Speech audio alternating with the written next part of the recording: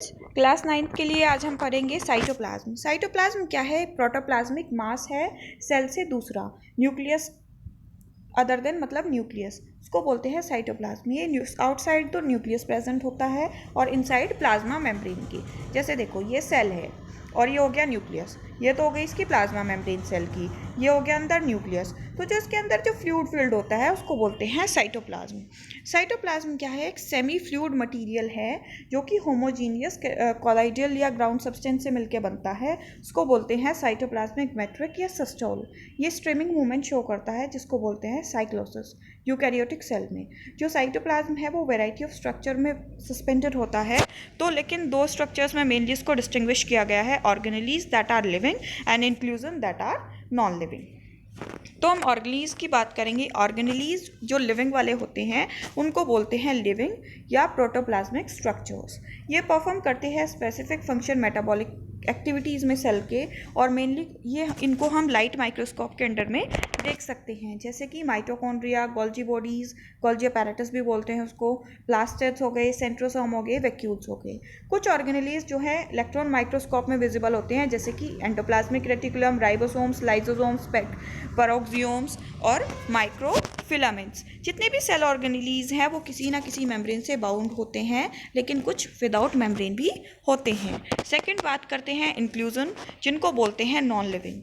ये क्या होते हैं? ये नॉन लिविंग होते हैं और इनको बोलते हैं ड्यूटोप्लाज्मिक स्ट्रक्चर। कौन कौन सी होगी? ग्लाइकोजन हो गया, ग्रेन्यूल्स हो गए, प्रोटीन, ग्रेन्स, फैट ग्लोब्यूल्स या क्रिस्टल्स या पिगमेंट ग्रेन्यूल्स, ये सब।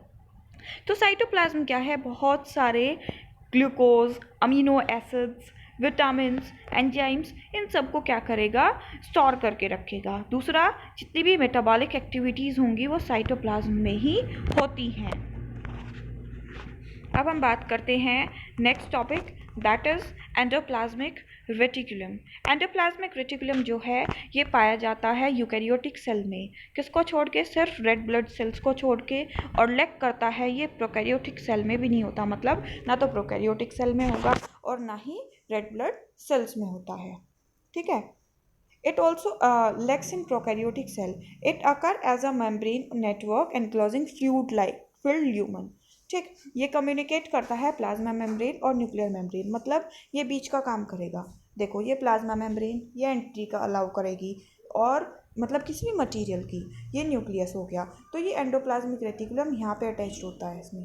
ठीक, ये क्या करेगा? ये अलाउ करेगा कि कौन सा सामान जाएगा। प्लाज्मा मेम्ब्रेन ने तो सिलेक्टिवली परमिएबल करके छोड़ा ही है, लेकिन मतलब दिया है सामान, तो ये क्या करेगा? लेन देन का काम कराएगा दोनों के बीच में। ठीक है, दो टाइप का होता है ये, रफ एंडोप्लाज्मिक रेटिकुलम और smooth endoplasmic reticulum. Rough endoplasmic reticulum में स्पेशलिटी होती है कि वहाँ पे राइबोसोम्स प्रेजेंट होते हैं जो कि प्रोटीन सिंथेसिस में हेल्प करेगा। ठीक, ये well developed protein synthesising cells होती हैं इसमें, पेनक्रिएटिक और लीवर सेल्स। ये एंडोप्लाज्मिक रेटिकुलम की स्ट्रक्चर है, तो देख लेना आप लोग कैसे वो न्यूक्लियस से अटैच्ड है। लाइसोसोम्स भी प्रेजेंट हैं, प्लाज्मा मेम्ब्रेन भी दिखा रखी है, गोल्जी बॉडीज़ भी। अब बात करते हैं स्मूथ एंडोप्लाज्मिक रेटिकुलम। इसमें राइबोसोम्स प्रेजेंट नहीं होते हैं, और ये क्या करेगी? ये प्रेजेंट होती है इसमें लिपिड सिक्रेटिंग सेल्स। पता चल गया आप दोनों का? रफ एंडोप्लाज्मिक रेटिकुलम में राइबोसोम्स प्रेजेंट होते हैं ताकि प्रोटीन सिंथेसिस हो। Smooth endoplasmic reticulum smooth surface, lipid, fat, ये सब प्रोवाइड कराएगी। फंक्शंस क्या है? सपोर्ट प्रोवाइड कराता है। एंडोप्लाज्मिक रेटिकुलम एक नेटवर्क फॉर्म करता है साइटोप्लाज्मिक मैट्रिक्स का, जो सेल को सपोर्ट करने में हेल्प करता है। ठीक है, इसको बोलते हैं साइटोस्केलेटन। दूसरा है ट्रांसपोर्ट ऑफ मटीरियल। ये हेल्प करेगा इंट्रासेल्यूलर ट्रांसपोर्ट ऑफ मटीरियल में, जिसकी वजह से सेल का सर्कुलेटरी सिस्टम मेंटेन रहेगा। ठीक, नेक्स्ट है सरफेस फॉर सिंथेसिस, मतलब ये एक एक्सटेंसिव सरफेस प्रोवाइड कराएगा वैरायटी ऑफ मटेरियल्स को सिंथेसिस के लिए। नेक्स्ट है surface for protein synthesis. Ribosomes rough endoplasmic reticulum protein synthesis की साइट है, और ये क्या करेगा? कुछ एंजाइम्स और हार्मोन्स में प्रेजेंट होते हैं।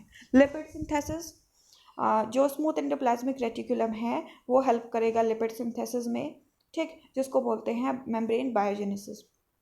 नेक्स्ट है लीवर सेल्स में जो वर्टिब्रेट्स की स्मूथ एंडोप्लाज्मिक रेटिकुलम एक क्रूशियल इंपॉर्टेंट रोल प्ले करता है कि वो पॉइजन या ड्रग्स को डिटॉक्सिफाई कर देता है, मतलब कम कर देता है। नेक्स्ट टॉपिक है हमारा, दैट इज़ गोल्जी अपैरेटस या गोल्जी बॉडीज़ कह सकते हैं हम उसको। तो जो गोल्जी अपैरेटस है, ये गोल्जी बॉडीज़, गोल्जी कॉम्प्लेक्स, कुछ भी कह सकते हैं, 3 नाम हैं इनके, ठीक है। ये अकर होते हैं यूकैरियोटिक सेल में, जैसे एंडोप्लाज्मिक रेटिकुलम थे यूकैरियोटिक सेल में, mature mammalian red blood cells में या प्रोकैरियोटिक सेल्स में प्रेजेंट नहीं होता है, ठीक। ये कंसिस्ट करता है membrane bound fluid filled vessels. ये क्या है, एक मोबाइल कैरियर की तरह काम करता है। ये डायरेक्शन देगा, मतलब सेल का जितना मटेरियल है उसको डायरेक्शन देता है ये, ठीक है, कि एंडोप्लाज्मिक रेटिकुलम में जाना है या कहाँ राइबोसोम सिंथेसिस करना है, प्रोटीन को क्या ज़रूरत है, ठीक है। जितनी भी सिस्टीय बॉडीज़ होती है वो स्टॉक्ड होती हैं इसमें। देखिए फिगर है इसकी गोल्जी अपैरेटस की, और जो सिस्टीय बॉडीज़ है वो पैरेलल रो में अरेंज्ड होती हैं। गोल्जी अपैरेटस जो है सिक्रेटरी सेल ऑर्गेनली है सेल का, और जो सेल है उसमें एक से ज़्यादा गोल्जी कॉम्प्लेक्सेस प्रेजेंट होते हैं, ठीक। ये ऑक्यूपाई करता है different position different kind of cells में। इनवर्टिब्रेट्स और प्लांट सेल्स में स्मॉल जो है बहुत ही सेवरली स्मॉल प्रेजेंट होते हैं गोल्जी कॉम्प्लेक्स, उनको बोलते हैं डिक्टायोसोम्स। फंक्शंस क्या है, पैकेज मटेरियल की तरह काम करेगा।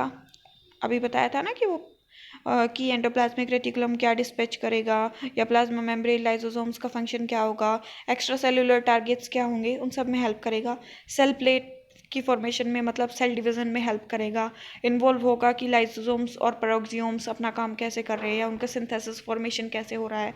और डिक्टायोसोम्स जो है बहुत ही प्लांट सेल को सिंथेसाइज करते हैं सेल्यूलोज और हेमी सेल्यूलोज में।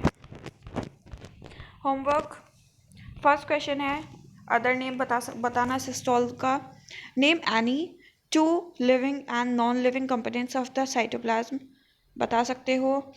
दूसरा है write any 3 functions of the cell organelles, organelles के कुछ फंक्शन बताने हैं, 3 बता देना जो इम्पोर्टेंट होते हैं बॉडी के लिए। और एंडोप्लाज्मिक रेटिकुलम से आप क्या समझते हो।